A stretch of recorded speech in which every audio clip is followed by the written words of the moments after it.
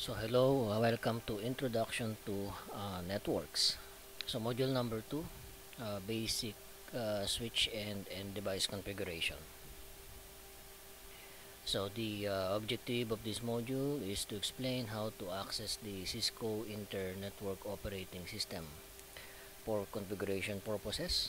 Explain how to navigate Cisco iOS to configure network devices. Describe the command structure of Cisco iOS software. Configure a Cisco iOS device using command line interface. Use iOS commands to save the running configuration. Explain how devices communicate across network media. Configure a host device with an IP address. Verify connectivity between two end devices. So we have the Cisco iOS Inter-Network Operating System. So before we proceed for configuration, pag-usapan muna natin yung purpose ng operating system. So itong operating system takes control of everything in our computer. Of course, we need shell, the user interface that will allow user to request a specific task from the computer. This can be done through command line interface, example command prompt, or graphical user interface, yung paggamit natin ng mga mouse pointer, pag-click sa mga button, menus, and so on. So behind the operation of the shell, kunyari nag-click kayo ng print button, so yung ating computer tinatranslate yung command ninyo into a machine language or hardware language. So the software or the code that is responsible for converting that command into a machine language is what we call the kernel. Kernel is the heart of the operating system. It communicates between the hardware and software of a computer. It manages how hardware resources are used to meet software requirements. So ibig sabihin ng hardware resources, kung kayo po ay gumagamit ng inyong web browser, mapa Google Chrome or other web browser, nasubukan niyo naman siguro mag-open ng mga new tab, ibig sabihin you can browse through multiple website, tigi-tigisang tigi-tigisang tab. Each tab meron siyang sabihin nating appropriate memory, CPU cycle, para mag-operate siya ng maayos. So yung pag-allocate ng CPU at memory, trabaho yan ng kernel. Kapag nag-close kayo ng tab, yung inallocate doon na memory at CPU ay bumabalik sa hardware, okay. And then we have the hardware. Pag sinabing hardware, this is the physical part of the computer, including underlying electronics, yung mga motherboard, CPU, memory, and so on. So pagka sinabi nating graphical user interface, it allows the user to interact with the system using an environment of graphical icons, menus, and windows.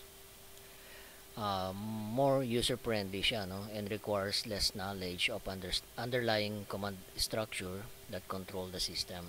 Kasi usually English naman yung language na pinipresent sa user, Example of these are Windows.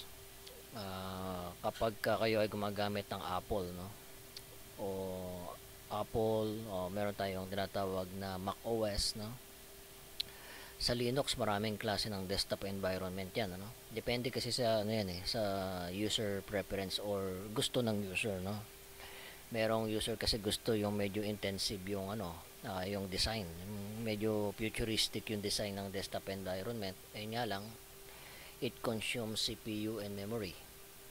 Meron naman na basic lamang, na window, kunyari parang mga Windows 98 or Millennium Edition, basic na basic, kumbaga para magaan sa CPU and memory, at other nakakatipid tayo sa space sa memory, sa storage, no? Kapag basic lang yung design ng desktop environment, Apple iOS saka yung Android, no? Meron lang downside, no, ang graphical user interface. It can fail, crash, nagahang, or simply not operate as specified. So yung mga network devices, no, kagaya ng server, router, switches, no, they are typically accessed, no, through a command line interface. So balikan muna natin, no, purpose of an operating system. Ayan, personal computer operating system enables a user to do the following, ano. Of course, gamit tayo ng mouse to make selection and run programs. Enter a text and text-based command, no? Ibig sabihin, kung nagbukas kayo dito ng command prompt sa Windows ninyo, type kayo dyan ng text saka text-based command, no? CLI-based network operating system naman, ito talaga walang GUI, no? So ganito yung makikita ninyo sa inyong monitor. It enables a network technician to do the following, ano? Use a keyboard to run command line interface based network program. Use a keyboard to enter text and text based command and view the output on a monitor. Wala tayong mouse interaction, no?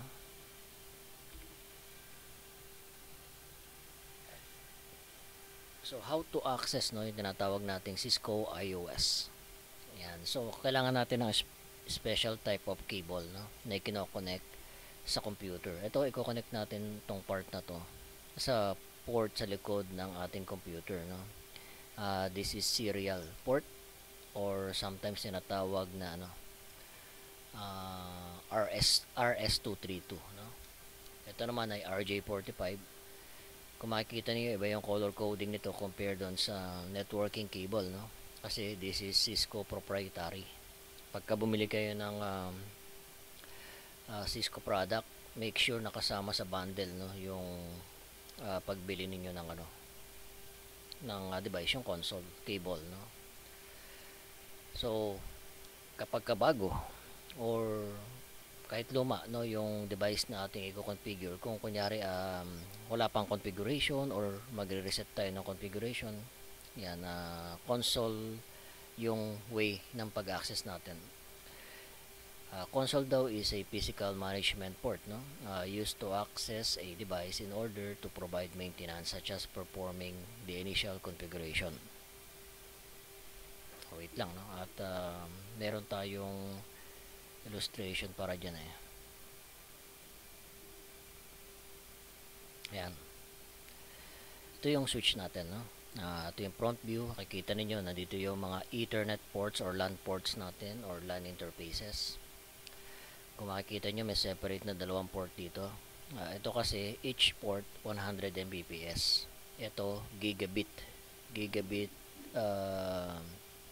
interface yan. Usually, ginagamit yan when connecting switch to switch, switch to server, switch to router, no. Siyempre, mga vital services, no, dapat mabilis yung bandwidth niya, no, para ma-handle niya yung mga clients, no, na naka-connect dito, ma-handle yung volume ng traffic. Sa likod, no, nandun yung power port, no, and then nandun yung console port. Yan, console port RJ45 po yan, ano. So ito pong point na to ay kinakabit dito. Ito naman papunta sa serial port doon sa computer natin sa likod. At ang kailangan nating software ay software emulation program, kagaya po ng PuTTY or PuTTY or anuman yung pagkakabigkas niyo, no, dito sa software na to. Maraming klase ng terminal emulation program. PuTTY, Teraterm, SecureRT, yun yung mga pwede nyo install sa computer ninyo, no. So to access that, kailangan yung serial na cassette, kung ano man yung nakikita ng computer hardware natin. Sa Windows Device Manager, pagka kinabit nyo tong serial, no, sa likod ng PC, madidetect nyan is either communication port number 4 or other, no. Yan. Okay, set nyo rito. Default speed is 9,600 bytes or 9,600 no, bits per seconds. Tapos meron siyang one stop bit, ibig sabihin yung isang character consists of 8 bits space 1 bit no, and so on. Yan. Pagka nag-click kayo ng open, ito na yung makikita nyo. Okay, so final illustration ganito. Pumunta sa computer, ito power no. So yun yung initial initial access method natin. Of course, kung nalagay nyo na ng mga IP address yan, mga password, no, pwede nyo na enable yung services kagaya ng secure shell. So, ang secure shell, pagka na-setup nyo na, hindi nyo na kailangan ng console cable. Tatanggalin nyo na yan. I-access na lang natin yung switch na yan through the network cable no, ng computer na connect sa switch. At IP address na naka-configure sa switch or kung ano man yung device no, na na-configure natin. So, secure shell daw establishes a secure remote command line interface connection to a device through a virtual interface over a network. This is the recommended method for remotely connecting to a device, no? Kasi itong secure shell, meron siyang additional feature, no? Yung keystroke natin, pag sinabing keystroke habang nagta-type ka, no? Tinatranslate yan ng SSH into something na hindi mababasa ng ordinary user. In short, encrypted siya. Okay, although meron pang option for telnet no, ito yung lumang klase ng remote access which is insecure. Pag sinabing insecure sa computer world not secure. Okay, so telnet, kapag ka nag-telnet ka habang nagkikistroke ka, yan, plain text. So, pwedeng mabasa yon ng attacker no, na nakikinig sa conversation ninyo. Pero pwede ba siyang gamitin sa panahon natin? Kasi nga, mabilis siyang i-set up pang test ng connection. No? Establishes an insecure remote command line interface connection to a device over the network. Note, user authentication, password, and command are sent over the network in a plain text. Pati password nakikita. No? Okay, kailangan natin ng terminal emulation program no. Sa laboratory, usually ginagamit ko PuTTY or PuTTY. May mga user gumagamit Teraterm. Bahala kayo, ano man yung gusto niyo no. So terminal emulation program are used to connect to a network device by either a console port or by an SSH or telnet connection. There are several terminal emulation program to choose from such as PuTTY, Teraterm, Secure, CRT. Pag-usapan natin how to navigate doon sa command line interface. So primary command modes no. Usually pagka nandun tayo sa router or switch, ganito yung una makikita natin router or switch greater than sign no. Sige, i-demonstrate natin siya using packet tracer.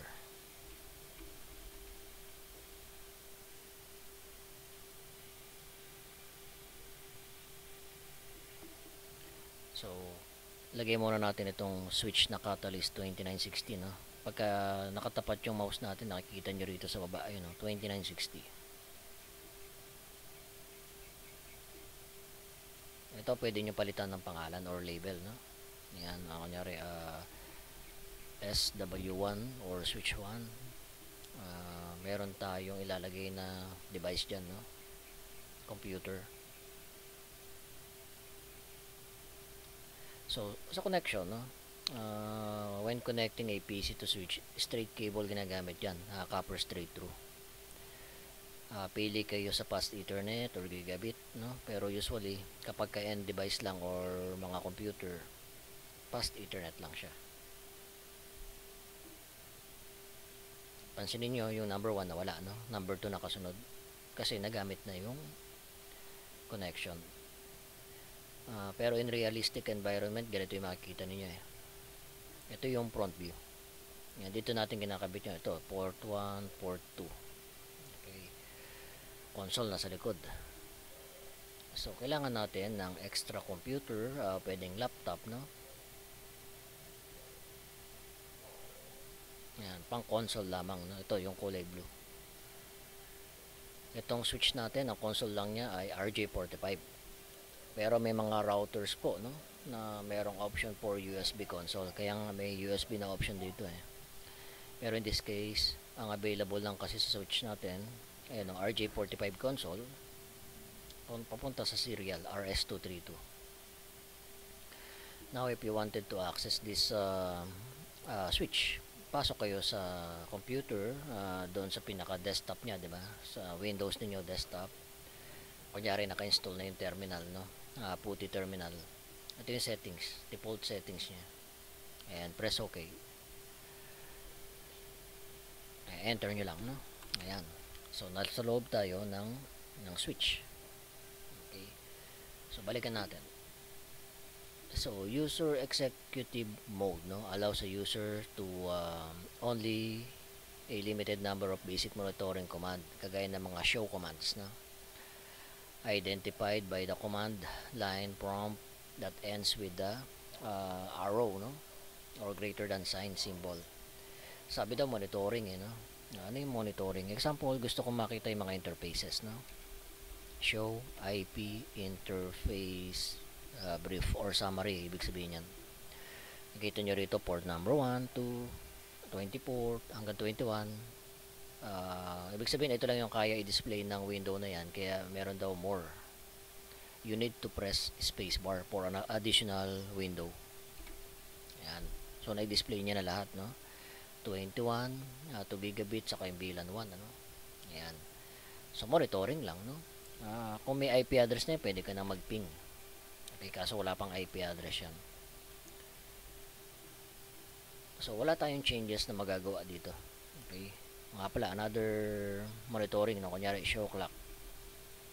Ayan, so makikita nyo oras, no. Dito pa nga lang sa packet tracer, March 1, 1993. So medyo ano na to, no, naiwanan na ng panahon. If you wanted to change the clock, no, settings dito sa switch na ito, hindi dito sa mode na ito, no. Again, nandito tayo sa user executive mode, or sometimes tinatawag itong user mode. So wala tayong changes na magagawa unless pumasok tayo sa privilege executive mode. Sa privilege executive mode, allows access to all commands and features, no, identified by the CLI prompt, no, that ends with the sharp sign or hash sign, number sign, or kung ano man yung tawag nyo dyan, no. So makakapasok lang tayo dito sa mode na yan kung magta-type tayo ng enable.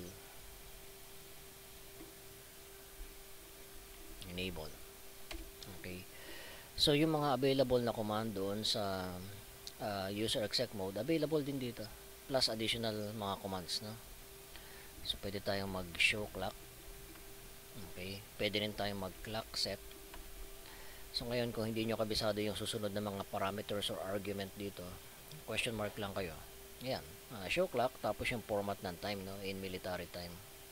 So halimbawa 14:35 na lang natin, no, :00 space question mark, baka meron pa yan. Day of the month, day of the month is 4 question mark, April, and then the year, no, 2023, enter, then check natin show clock. Ayan, updated na yung oras natin. So kaya lang ito, kahit i-save natin, hindi dito sa packet tracer hindi nagte-take effect yung changes natin sa oras, kasi nga ano lang to simulation. Pero sa tunay na device natin, nakasave yun. Parang sa computer, diba, sa BIOS settings, how to save the configuration, copy running -config. Yung nung naglagay po tayo ng oras, sa memory po yan nakasave, or RAM, no. Para kay Cisco iOS, nire-represent yun ng running -config file. I-save daw natin yon sa non-volatile random access memory. Pag sinabing non-volatile random access memory, nare-retain natin yung content nun, no? Or niloload ng computer or ng router switches yung configuration natin. Ang file name ay startup. Nga pala, no? Nung nag-copy, run ako, nag-tab ako. Ayan. So, meron siyang feature na tab completion. Kasi masyadong mahaba yung command niya, no? Star, tab. Enter natin, no? So, dito, pinapacheck lang niya. Check the destination file name. Tama ba? Startup-config. Make sure na tama, no? Pagka mali, control C, ano? Kung tama ito, press enter lang natin. Ayan. So, balik tayo dito.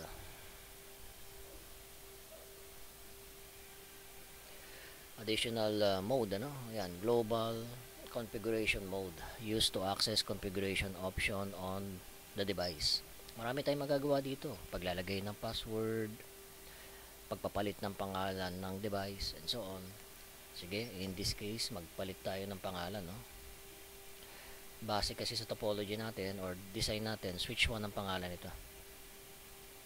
So, palitan natin ng SW1 instead na switch lang. Configure terminal po ang gagamitin natin para makapasok tayo sa global configuration mode or config mode kung tawagin. Global configuration mode. So, hostname, halimbawa, ang command daw po ay hostname to change the name, SW1. So, one time nyo lang naman gagamitin, no? Hindi naman every time na pagpasok nyo ng global configuration mode, magta-type kayo ng hostname na SW1. Maliban lamang kung wala pang pangalan yung device na inyong kinoconfigure.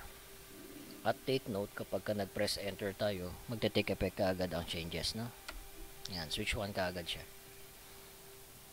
If you wanted to go back, no, to privilege mode, you can type exit. And then, may history tayo. Yan, using up arrow key. Nakita nyo yung mga previously entered command. Copy, running startup config, enter, enter. Yan, nakasave na yan. Maliban lamang sa oras pagka nag-restart tayo, no? So, lagyan din natin ng siguro IP, no? Meron tayo ditong note for pang label, no? Kunyari, ang groupings ng address natin ay sa 0, no? Group 0. Or network address 192.168.1.0. Kung kayo ay may katanungan regarding sa IP address ito, sasagutin natin siya sa module number 11. Okay, so sa ngayon, ibig sabihin nito, yung mga device natin merong number na 192.168.1. Itong 0, mababago yan. Kunyari ito, gusto ko gawin 254, gusto ko 100, 200, no? Pwedeng lagyan ko rin muna ng label, no? Pero in reality, basta meron ka ng ganitong label, alam na dapat ng user, no, kung ano yung magiging IP address to, no, by monitoring yung configuration.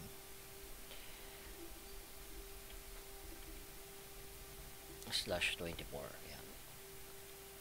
Ilalagay ko siya sa VLAN 1 ng switch na yan. Pero ito label lang. Naglagay lang ako kunyari dito ng scotch tape na merong VLAN 1 IP address. Kopyahin ko ito. So, ginawa ko rito, control key, click, drag, no? So, ito, hindi na siya VLAN, no? Kasi lalagay natin yan sa LAN card natin, LAN card configuration, So, ito, 200. Kung tatanungin nyo, bakit 200 nilagay ko? Gusto ko lang, no? Kasi, ano yan, preference nyo naman yung kung anong number lalagay nyo. Basta pasok sa range, no? May range yan,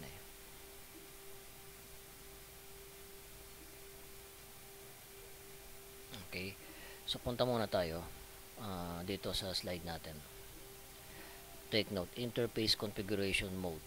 Used to configure a switch port or router interface. Dito tayo naglalagay ng IP address, no?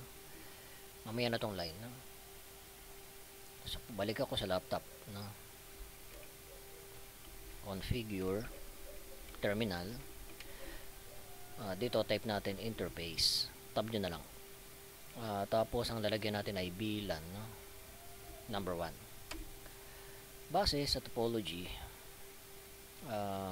192.168.1.254 lalagyan natin IP address. Ang command daw po ay IP address. followed by 192.168.1.254. Yung slash 24, ang katumbas niya sa decimal ay 255.255.255.0. By default, naka-shutdown ang virtual interface na ito, no? So no shutdown ang kailangan nating gamitin to enable the interface. So naka-up na yan, no? Kita nyo, nag-lag ka agad siya, no? Mayroon siyang syslog or system lagging, ano? Naglagay siya ng message line protocol, alert 5 or informational or notification, nakalimutan ko. Basta ang ibig sabihin niyan, change state, no? To up. So nasa tayo, nasa tawag dito, nasa interface mode tayo. So kapag ka nag-type ako ng exit, babalik ako sa global configuration mode.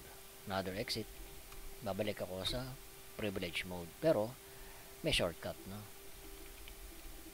Balik muna ako. Interface VLAN 1. May shortcut po, end. Okay, para makabalik ka agad. Kunyari ang purpose daw natin is to copy.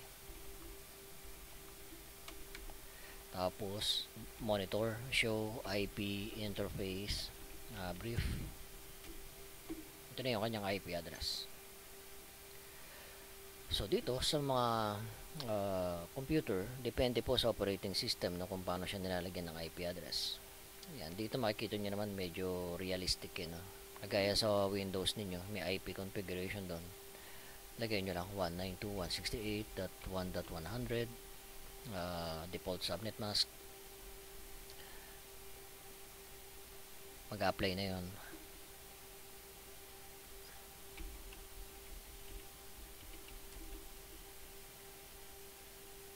Okay, so if you want to test the connectivity, punta lang kayo sa command prompt, tapos ping.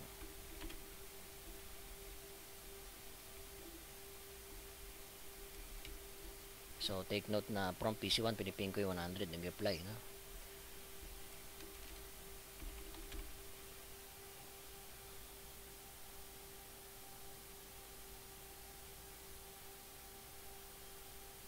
Okay, so balik tayo dito. Merong tinatawag na line configuration mode, eh. Usually kino-configure natin dito secure shell or telnet or auxiliary. Itong auxiliary port na ito, no, baga sa panahon natin ngayon wala na gumagamit nito, no? Ito yung port na pinagkakabitan ng modem.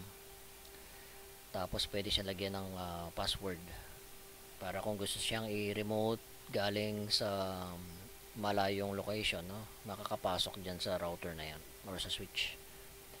So i-configure natin yung telnet para nakapag-remote access tayo from a computer, no?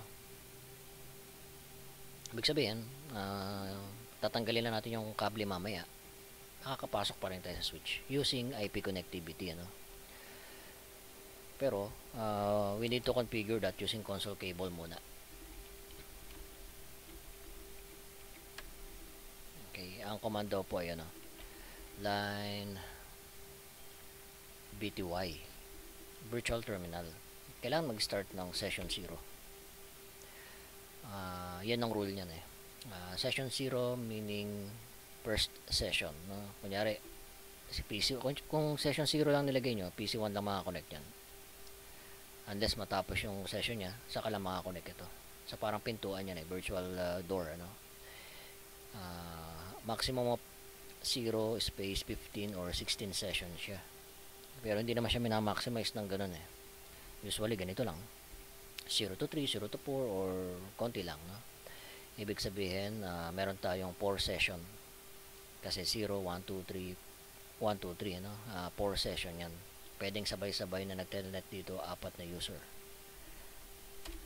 Tapos may command po tayo na password. Kunyari ang password daw natin ay Cisco tel for the word telnet, tapos PA55 para siyang Cisco tel pass, no? Pero iniba-iba lang natin yung word for security, practice. Then login. Ayan. So testingin natin from our PC. Ang command po ay telnet. Telnet 192.168.1.254. Password natin ay Cisco Tel PA55. Yan. So ngayon yung mga monitoring command magagawa na natin dito. Show IP, interface, brief, ping.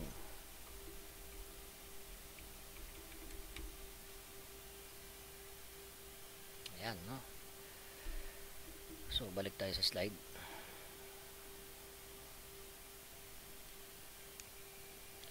Navigating between iOS modes, no? Privilege executive mode to move from user exec mode to privilege executive mode. Enable lang po, hindi po enabled, no? Should be enable, walang D. Type enable. Global configuration mode. To move in and out of global configuration mode, use the configuration terminal muna, no, sa privilege mode. To return to privilege mode, exit, no.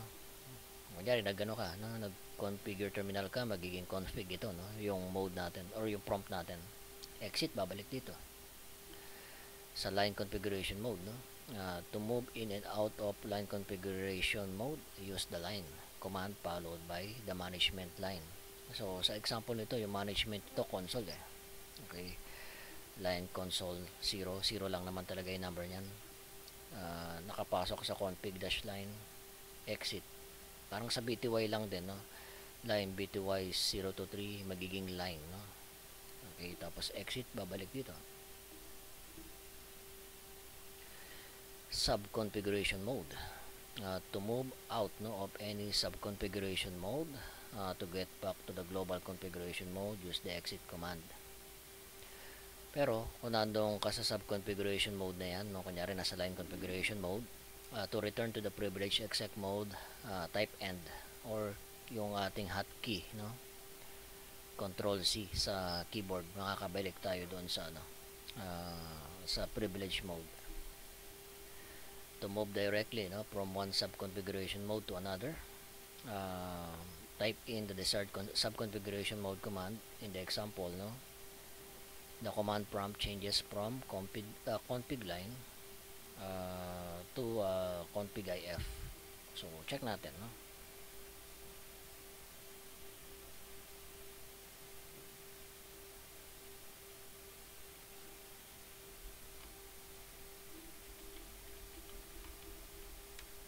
Ayan, so nagpalit, no, pwede naman, no.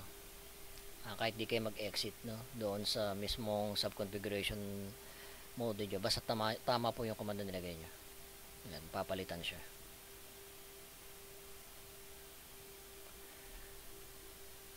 So command structure, no, example, no, ito yung prompt natin, switch greater than sign, tapos nag-issue ka ng command. Itong IP protocols, alam na to ng operating system, nakalagay na yun sa operating system eh. So this is keyword or argument. Keyword siya, no. So prompt, command, tapos may space tayo, keyword or argument, no. So dito naman another command, ping, tapos 192.168.10.5. ito kasing 192.168.10.5, predefined yan by the user. Okay, hindi siya system default, no. Ito kasi system default ito. So pwede rin naman siyang tawagin keyword or argument, no. Yan. So keywords, keyword, this is a specific parameter, no, defined in the operating system. In example daw, IP protocol. Argument, this is not predefined. It is value or variable defined by the user in the figure, no.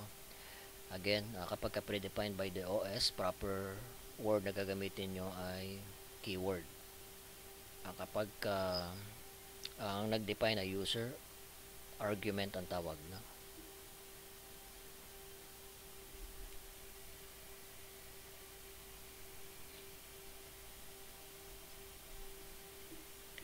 the command syntax, no, provide the pattern, no, or format that must be used, no, when entering the command. The command is ping, and the user defined argument is the IP address of the destination device. The command is traceroute, no, dito sa example, no, traceroute tapos IP address, user defined argument of the destination device daw, no. Yan. So later on magagamit natin yung command na traceroute, no, sa mga darating na mga modules natin. If a command is complex with multiple argument, you may see it represent like this. Yan, kunyari, switch port, port security, something, yan, and so on.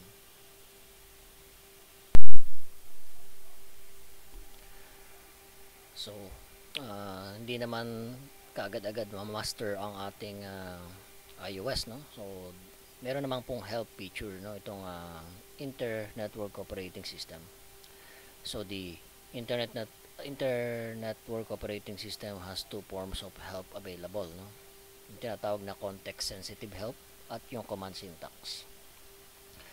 Pagka sinabing context sensitive help, enables you to quickly find the answer, no, to this question. Example daw po ng question, which command are available in each command mode? O halimbawa, ping. Tinype mo ping, nag-space ka, question mark.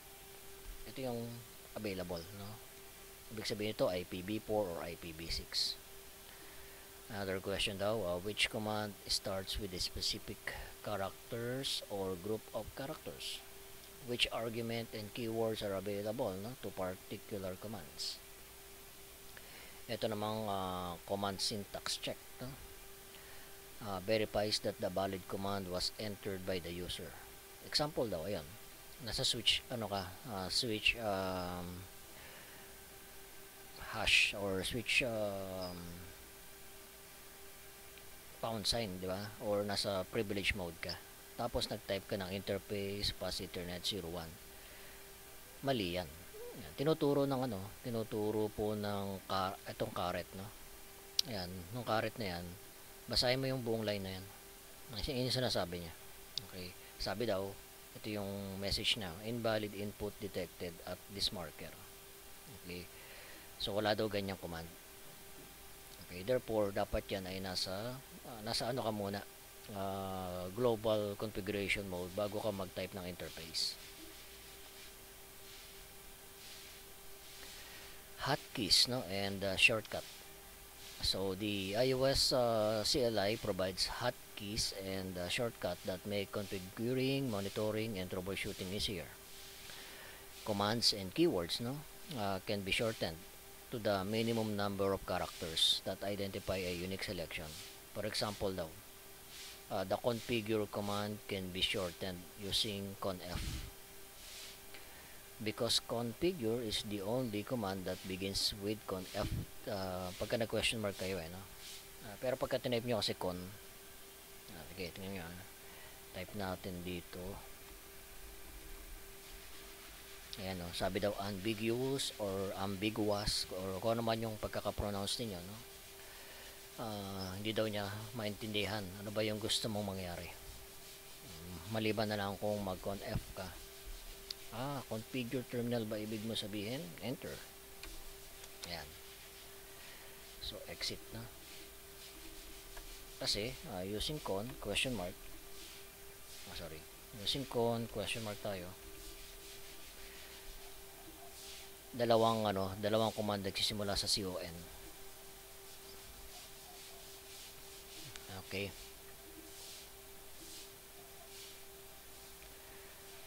The table below is a brief list of keystroke to enhance command line editing. Again, yung tab, no? Nagpe-press ako ng tab to complete a partial command name entry. Backspace, it erases the characters to the left of the cursor. Gumagamit ako ng left arrow to move the cursor one character to the left, or kung gusto nyo keyboard shortcut na control B, katumbas siya ng left arrow. Right arrow, move the cursor one character to the right, or you can use the hotkey control F, no? up arrow. Recall the command in history buffer beginning with the most recent command, no? Or up arrow na lang, no? Instead of control P. When a command output produces more text, no, that can be displayed in a terminal window, the IOS will display dash dash more dash dash, no, prompt. The table below describe the keystroke that can be used now when this prompt is displayed. Pagka nag-press ka ng enter, one line yan, no? Display the next line. Matagal yan, no? Pagka nag-space bar ka, display the next screen. Ngayon, kung gusto mong mag-exit doon, no? Doon sa display na yan, press any key daw kahit anong key. Subukan natin. Using the show interface, masyadong general kasi to. Show interface. Yeah, ipakikita niya yung mga full detail ng interface 1, 2, 3, 4 and so on, no? Makikita niya mayroong more space bar. Pagka nag-enter ako, one line. Pagka nag-A ako, control or hindi, nag-press ako ng letter A, ayan, or any key, no? Balik tayo sa privilege mode, no?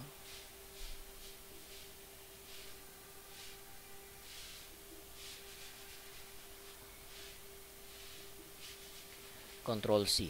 When in any configuration mode, ends the configuration mode and return to the privilege mode. Parehas yan na Control C. When in any configuration mode, ends the configuration mode and return to privilege exec mode. Itong Control Shift 6, no, all purpose break sequence, no, used to abort DNS lookup. Example. So disable ako para makalabas, no. Tapos kunyari na-type ko mali, no, nball. Yan, matagal yan. Translating. Pwede may skip yan, no? Or interrupt, control shift 6. Yan. Kasi akala po ng iOS, inuutusan nating hanapin, no, yung computer na may pangalang nball. Yan. So, nagano daw siya, no? DNS lookup daw siya. You know? Abort DNS lookups. Trace route or ping, no? Kaya nag-ping ka. Ayan, type ka ng ping 192.168.1.200. Kaya lang mabilis to, no?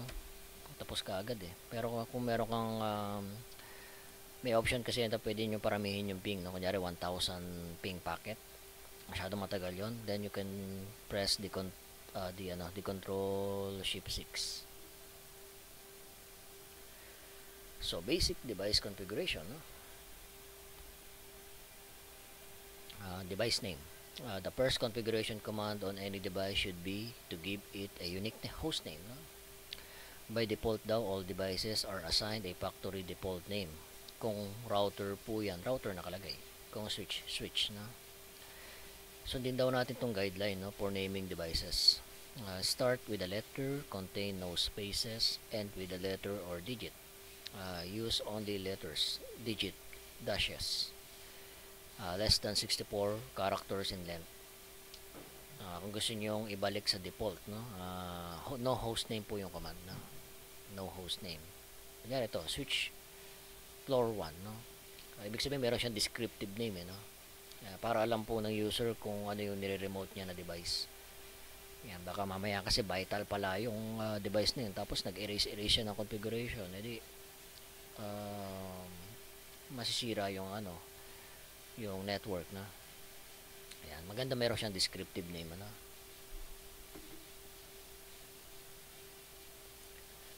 So password, no, naglalagay tayo ng password to secure our device, no.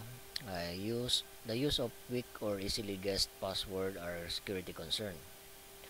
All networking devices should limit administrative access, no, by securing privilege exec, user exec. Ibig sabihin, pati pala yung privilege executive mode nilalagyan ng password.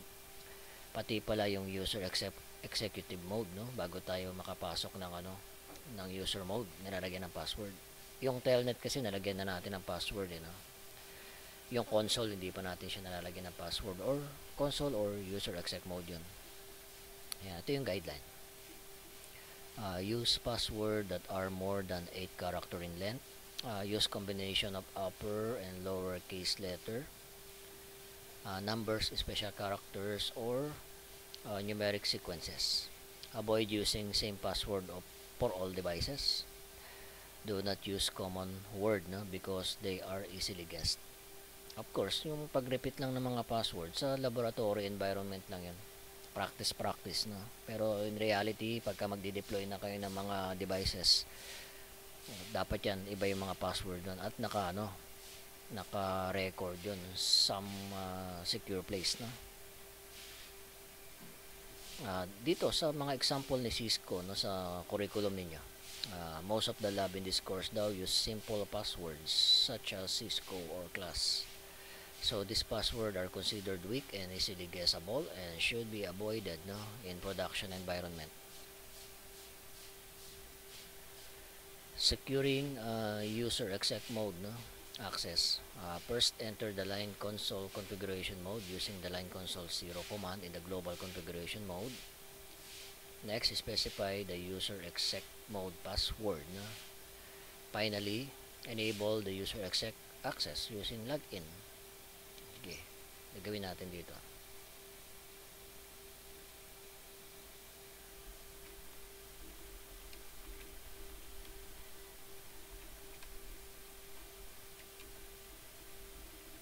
Yan, tapos line console 0. Halimbawa ang password Cisco conpa 55. Login. So, end. Huwag niyong kalimutan mag-save. Tapos, disable exit. Tignan nyo, may password na siya. Yan. Yung enable, dapat pagka nag-enable tayo, mayroon din yung password eh. Sige, lagyan natin.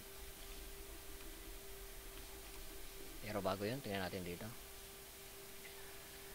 Securing privileged executive mode access, no? First, enter global configuration mode. Next, use the enable secret password command.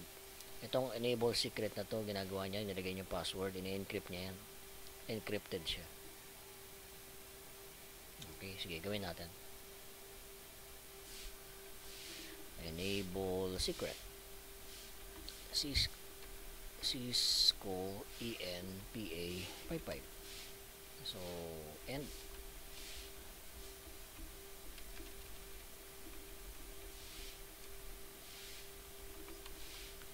And then disable, enable. Ngayon na, nangingi na siya ng password, no? Of course, since iba-iba yung mga password na ginagamit natin, malilito kayo. Pero dapat matuto kayong mag-memorize, no? Ito naman yung BTY, nagawa na natin to kanina. First, enter the line BTY configuration mode using the line BTY. Ito kasi minaximize niya eh. 0 to 15 or 16 session siya, no? Command in a global configuration mode, specify the BTY password using the password. Finally, enable BTY access using login. Take note, BTY lines enable remote access using Telnet or SSH to the device. Many Cisco switches supports up to 16 BTY line that are numbered 0 to 15. Encrypt the password, no? Pagka nag-show run tayo, show running configuration mode, no? Show run or show running config. Yan natin, spacebar tayo to view other line, no? Ayan, no? Plain text. Compare natin dito sa enable secret. Encrypted siya. So, the startup config and running config file display most password in plain text. To encrypt all plain text password, use the service password encryption global configuration command.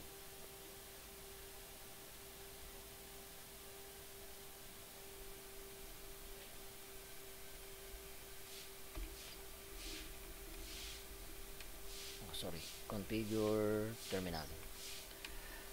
Service password encryption.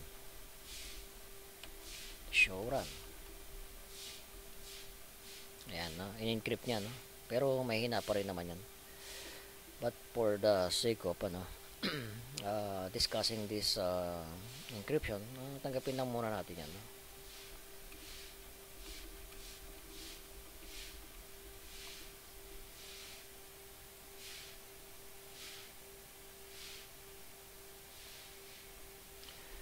Additional, no? Banner. A banner message daw is important to warn unauthorized personnel, no, for attempting to access the device. To create a banner message of the day on the network device, use the banner MOTD. Itong character na to, pwedeng any character ito eh. Kunyari, number 1. Tapos yung message ninyo, dapat magtatapos din yan sa number 1, no?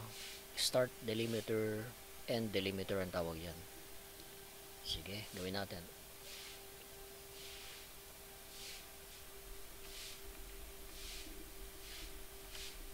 So, banner, message of the day. Kunyari, $sign ang gusto ko, no? This is a secure network. Authorized access only. Tapos, matatapos dapat siya sa $. So, makikita lang natin yan. Save ko muna, no? Exit. Enter. Ayun siya. So, this is a secure network, authorized access only, then password, no?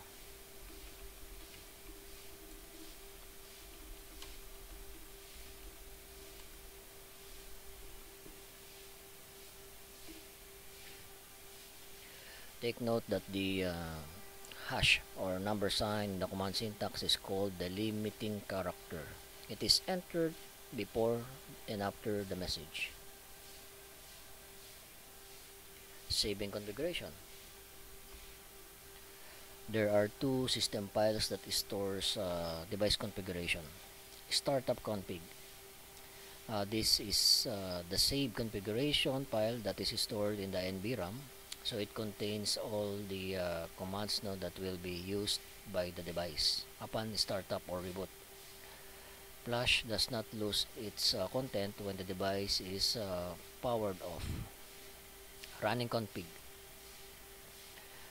This is stored in the RAM. It reflects the current configuration. Modifying a running configuration affects the operation of Cisco device immediately. RAM is volatile memory. It loses all its content when the device is powered off or restarted. To save changes made to the running configuration to the startup configuration file, use the copy running config startup config privilege executive mode command.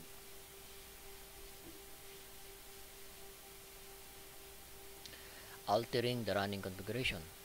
If changes made to the running config do not have the desired effect and the running config has not yet been saved, you can restore the device to its previous configuration. To do this though, you can remove changes commands individually using no tapos yung command na nilagay ninyo. Then reload the device using the reload command in privileged executive mode. This will cause the device to briefly go offline, leading to network downtime. Kung gusto niyo burahin lahat, if the undesired changes were saved to the startup config, it may be necessary to clear all configuration using the erase startup config. Saka kayo magre-reload. Yan, ibig sabihin reset yan. Total reset po yan. After erasing startup config, reload the device to clear the running config from the RAM. So, if we are using PuTTY to access yung console, capturing configuration to a text file daw sabi daw, configuration file can also be saved and archived to a text document. So, sa bandang yan I think sa session or tama under ng session yan ayun all session output, ito gawa ka ng anumang file name na gusto mong itawag sa kanya. Yan. Open a terminal emulation software such as PuTTY, TeraTerm that is already connected to the switch. Enable logging in the terminal software and assign a name and a file location to save the file. The figure displays all session output will be captured to the file name. Ito, user-defined yan. No? Step number 3, pagpasok mo ngayon doon sa command line, execute the show running config or show startup config command at the privileged executive prompt. No? Text displayed in the terminal window will be placed in the chosen file. Yan, disable logging. Yan, disable logging in the terminal software. The figure shows how to disable logging by choosing none session logging option. The text file created can be used as a record of how the device is currently implemented. The file could require editing before being used to restore and save configuration to the device. So meron ka ng backup Yan, port and addresses.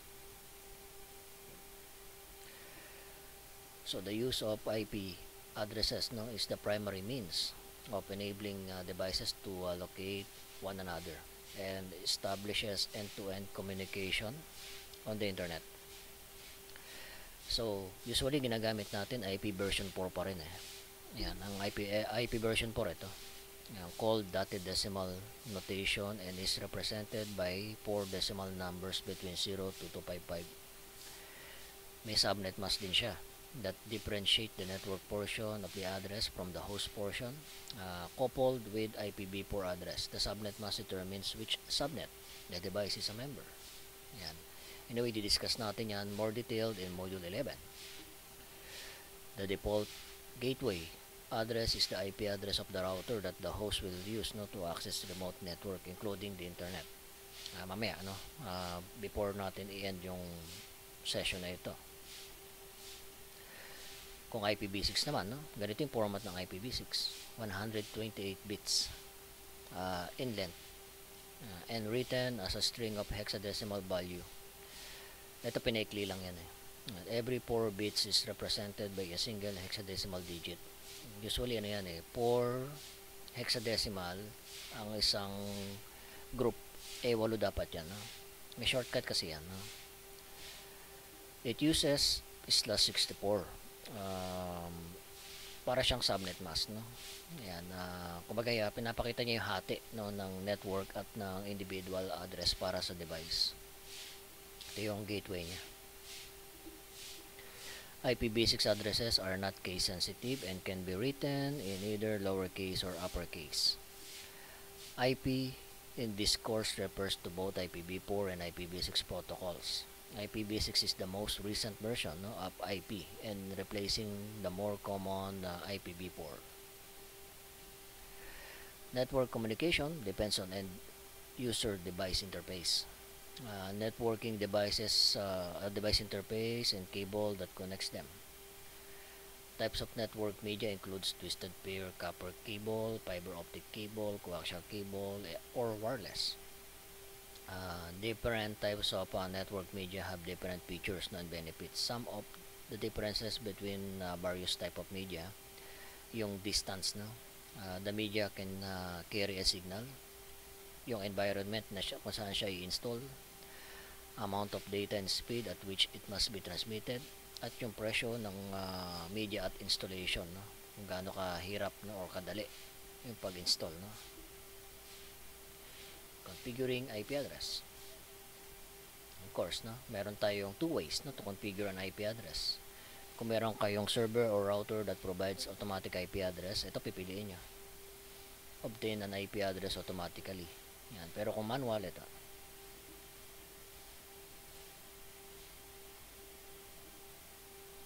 Sa IPv6, meron din siyang automatic, meron ding manual.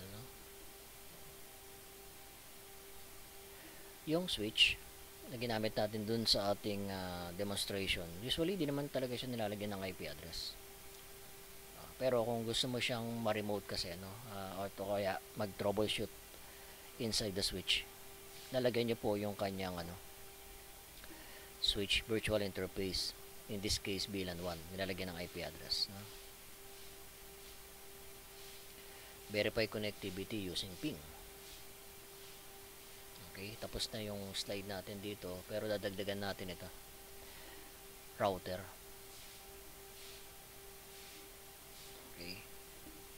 So connect natin. Dalawa yung interface dito eh, no? Ito para sa isang switch dito. Kahit saan, pwedeng gigabit. So pwede ko siyang lagyan ng IP address 1.1 halimbawa. Sa gigabit 00 niya. Tapat nyo lang po yung mouse. Gigabit 00. Yung lalagyan natin IP dyan. So, pwede natin lipat to, no? Itong router na to, kung titingnan natin physically, zoom in, meron po siyang USB console. At meron siyang RJ45 console. Backup po yun, no? So, kung meron kang USB console, edi USB na gamitin nyo. Yan, USB.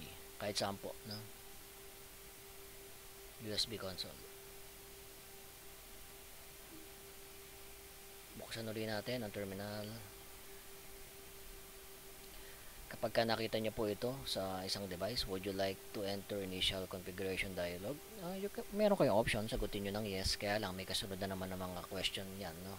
Na possibly magli-lead sa confusion ninyo. But you can skip this system configuration dialog using Control C sa keyboard. Tapos press enter. Gaya ng ginawa natin sa switch. Lagyan natin ang pangalan, no? R1.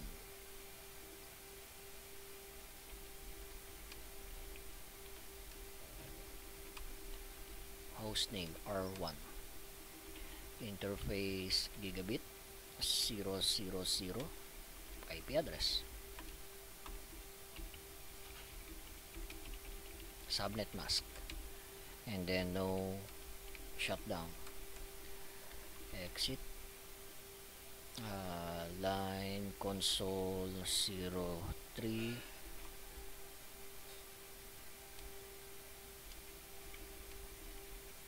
Sorry pala, 0 lang siya. Line console 0, password Cisco con PA55. Login.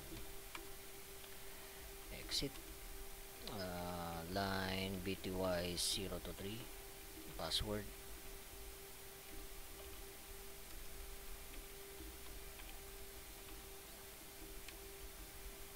by default yung service nito ay naka-disable, no, yung port number niya.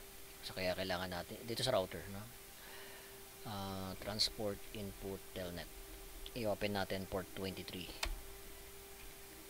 and then exit. Enable secret Cisco ENPA55 banner MOTD. This is a secure network. Authorized access only. So, and copy running startup. Ayan. So, pwede natin maping yun.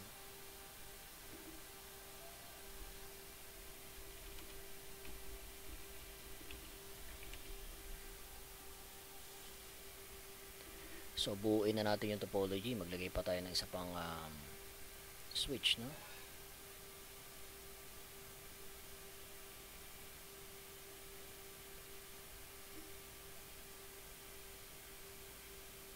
Kahit server na lang siguro dito.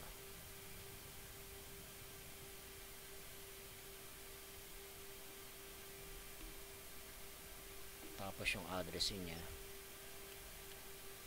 Kunyari 172.30.0/16.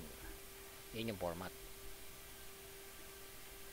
Pero dito gusto ko ang kanyang actual IP 01. Dito sa kanyang bilan gusto ko ay 254 yung huli.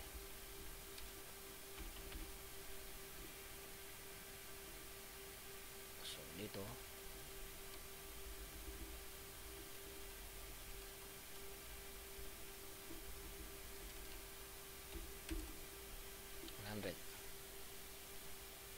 okay, so configure natin. Ang lalagyan natin ng IP address ay gigabit 001.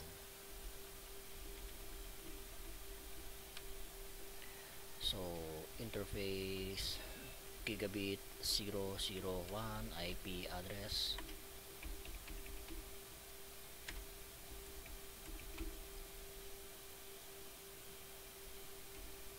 .255 255.00. Yan yung /16. Dalawang 255. No shutdown. Copy. Running. Startup. Show IP interface. Brief. Meron ka ng IP address. Okay. So, lipat tayo. Console.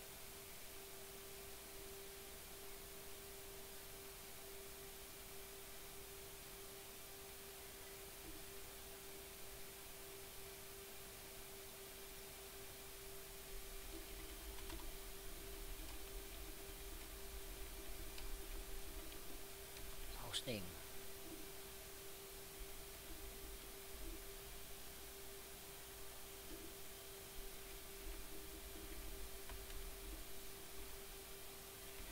Interface VLAN 1 IP address 172.30.0254. Ingat, no, baka magkamali.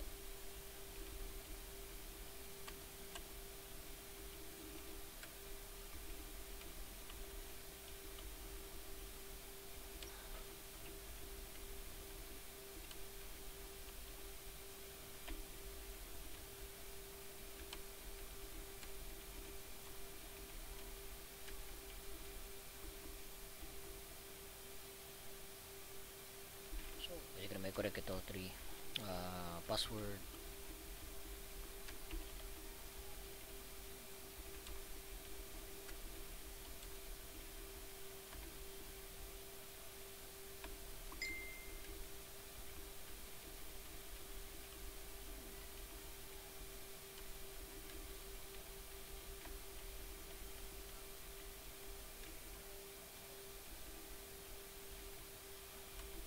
Copy. Running. Startup. So configure na siya. PC or yung server. So 172.30.0100. Okay. So ang mapiping lang po ng server ay yung mga IP address dito within the same network. Ganoon din dito sa kabila. If they wanted to ping outside, kailangan may gateway. So dito sa PC01 natin, no? At saka sa Switch 1, PC1, ang gateway po natin ay itong IP address na to. Pansinin ninyo parehas po ng first 3 number, no? Yan. First 3 number. Copy.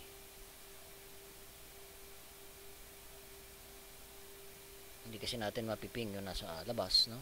Kung walang gateway. Dito.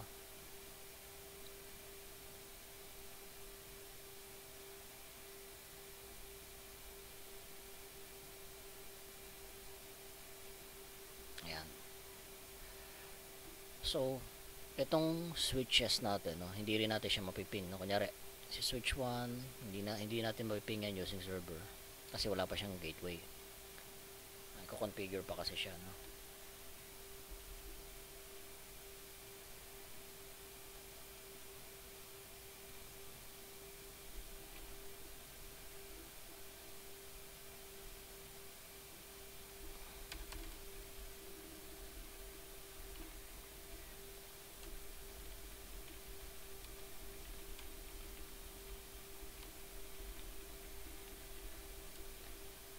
Ang command ay IP default gateway. Ang gateway ko dito sa switch number 1 ay 1.1.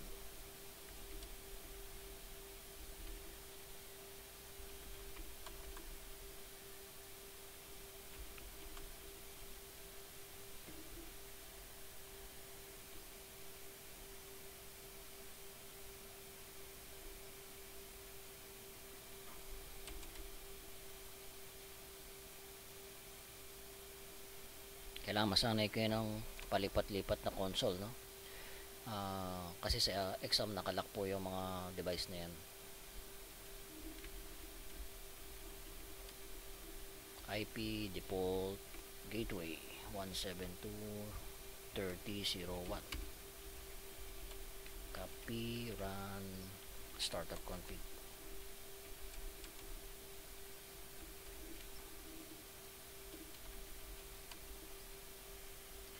So try na natin, no? From our computer, pwede ko na iping yung kabilang switch.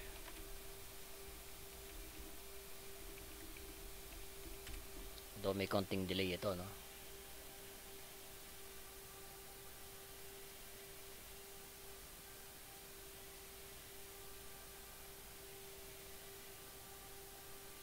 Okay, pagka inulit natin yan, 100% na yan. So, kung kayo ay may katanungan, no, regarding bakit nag-request timeout, may sagot dito, no. Module number 9 ng ating course, i-discuss natin yan. So, pwede na rin natin i-ping remotely yung server or i-access yung service nito. Kasi ano siya web server siya. Lagay natin yung IP address niya, 172.30.0100. Yan yung laman ng kanyang website. Okay? So, maganda practicein nyo ito on your computer, no? Kung tutuusin, pwedeng wala na po ito yung network groupings kasi nilagyan na natin sila ng individual IP address yan. So try nyo po yan, no? Ulit-ulitin ninyo nang ma-master ninyo yung CLI command. So gagamitin pa natin yung mga commands na yan sa mga susunod pa na mga modules, no? So hindi kasi tayo matatapos sa command line interface na yan dito lang sa module na ito. Kumbaga, pagdating natin sa module number 3, magdi-discuss tayo ng ibang topic. Kakalimutan muna natin yan, no? Tapos, pagka nag-Cisco 2 and 3 kayo, kailangan kabisado nyo na yung mga basic configuration. So, I hope itong discussion sa demonstration natin nakatulong sa inyo, no? Para maunawaan, no? Kung paano ina-access yung Cisco iOS at yung mga basic configuration at testing command, no? So thank you for your time listening and watching, no? So see you on the next module.